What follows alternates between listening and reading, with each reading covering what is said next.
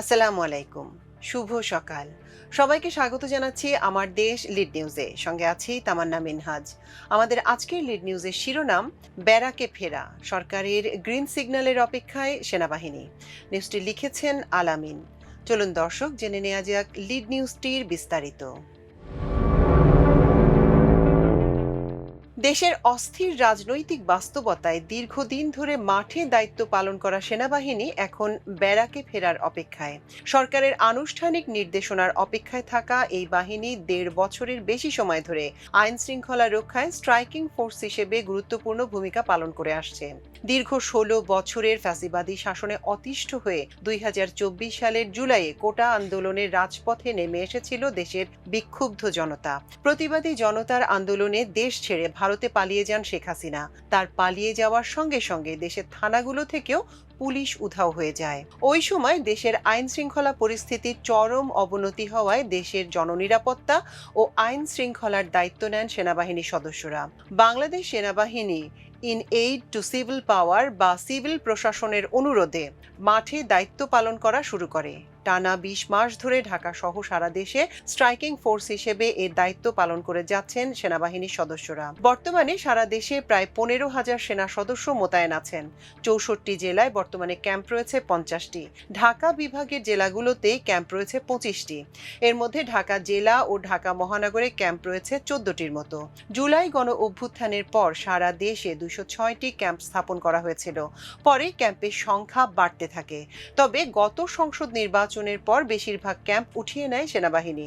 Civil প্রশাসনের পাশাপাশি সেনাবাহিনী সন্ত্রাসীদের গ্রেপ্তার ও সন্ত্রাস দমন, কিশোর গ্যাং দমন, অস্ত্র উদ্ধার, জননিরাপত্তা নিশ্চিত করা, আন্দোলনের নামে নৈরাজ্য দমন, মহাসড়কে নিরাপত্তা প্রদান, গুরুত্বপূর্ণ সড়কে টহল প্রদান, স্পর্শকাতর স্থানে চেকপোস্ট স্থাপন, বাজার সিন্ডিকেট নিয়ন্ত্রণ করা, ঘণ্টার পর ঘণ্টা সড়কে আটকে থাকা বিক্ষোভ করা লোকজনকে বুঝিয়ে রাস্তা থেকে সরানো, বিভিন্ন কাজে বেসামরিক প্রশাসনকে সহযোগিতা, সাইবার অপপ্রচার রোধ, জনগণের মধ্যে সচেতনতামূলক কার্যক্রম পরিচালনা, বহুমুখী অপরাধ দমন, বিভিন্ন দুর্যোগে জরুরি উদ্ধার, ত্রাণ ও চিকিৎসা সহায়তা প্রদান, কেপিআইভুক্ত এলাকায় নিরাপত্তা জোরদারকরণ সহ বিভিন্ন দায়িত্ব এখন পর্যন্ত পালন করে যাচ্ছে।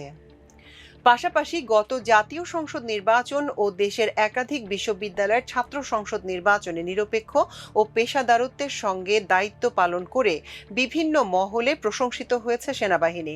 তারা ভোট কেন্দ্র দখল, ব্যালট পেপার ছিনতাই ঠেকানো, ভোট গণনায় হট্টগোল ঠেকানো, ভোট কেন্দ্রে উৎসুক মানুষকে সরানো, নির্ভয়ে ভোট প্রদানে জনগণকে অভয় দেয়া সহ বিভিন্ন কর্মকাণ্ড খুব দক্ষতা ও পেশাদারত্বের সঙ্গে সামলেছেন।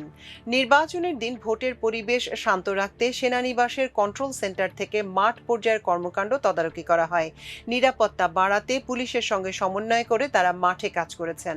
পাশাপাশি নির্বাচনী তফসিল ঘোষণার পর ঢাকা সহ সারা দেশে টহল জোরদার করেছিলেন সেনা সদস্যরা। জনসাধারণের জানমাল ও সরকারি গুরুত্বপূর্ণ স্থাপনার সার্বিক নিরাপত্তা দিতে দেশে ২০৬টি ক্যাম্প স্থাপন করে সেনাবাহিনী।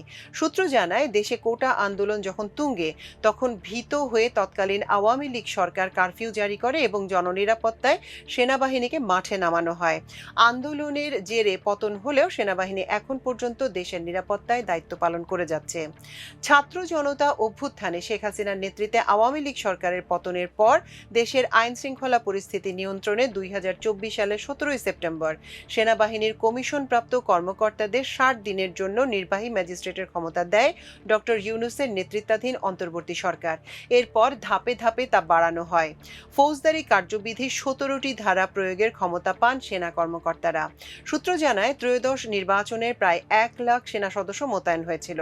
পাশাপাশি নৌবাহিনীর ৫,০০০ এবং বিমান বাহিনীর প্রায় ৪,০০০ সদস্য মোতায়েন ছিল। নির্বাচনের সময় সারা দেশে ৬৪ জেলার মধ্যে ৬২টি জেলা, ৪১১টি উপজেলা ও মেট্রোপলিটন এলাকাগুলোয় মোট ৫৪৪টি অস্থায়ী ক্যাম্প স্থাপন করা হয়েছিল।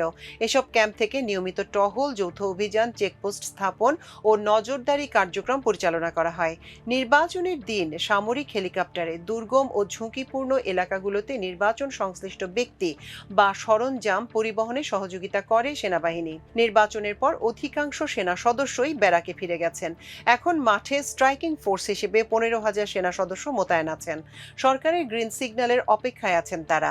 সরকার যখন চাইবে তখনই তারা ব্যারাকে ফিরে যাবেন। 2025 সালের 25শে ফেব্রুয়ারি রাজধানীর মহাখালীর রাওয়া ক্লাবে আয়োজিত জাতীয় শহীদ সেনা দিবসের অনুষ্ঠানে সেনাপ্রধান জেনারেল ওয়াকারুজ্জামান বলেন, আমার অন্য কোনো আকাঙ্ক্ষা নেই, একটাই আকাঙ্ক্ষা, দেশ ও জাতিকে সুন্দর জায়গায় রেখে সেনানিবাসে ফেরত আসব। নতুন নির্বাচিত সরকার দায়িত্ব নিলে সেনাবাহিনী নিজের জায়গায় ফিরে যাবে। চলতি বছরের 12ই ফেব্রুয়ারি বাংলাদেশের ত্রয়োদশ জাতীয় সংসদ নির্বাচনে বিএনপির ভূমিধস বিজয় অর্জন করে সরকার গঠন করে। সরকার দায়িত্ব নেয়ার পরও মাঠে দায়িত্ব পালন করছে সেনাবাহিনী। ইতোমধ্যে সরকার প্রায় 2 মাস পার করেছে। সেনা সূত্রে জানা গেছে, সেনাবাহিনী সরকারের গ্রিন সিগন্যালের অপেক্ষায় আছে। সরকার যখনই চাইবে তারা ব্যারাকে ফিরে যাবে, তবে কবে নাগাদ তারা ব্যারাকে ফিরে যাবে তা স্পষ্ট জানানো হয়নি। এ বিষয়ে আন্তঃবাহিনী জনসংযোগ পরিদপ্তর আইএসপিআর এর পরিচালক লেফটেন্যান্ট কর্নেল সামিউদ্দৌলা চৌধুরী জানান, সরকারি নির্দেশনা মোতাবেক সেনাবাহিনী ব্যারাকে ফিরে যাবে। দর্শক, এই ছিল আমাদের আজকের লিড নিউজের আয়োজন। এতক্ষণ সঙ্গে থাকার জন্য অশেষ কৃতজ্ঞতা। আল্লাহ হাফেজ।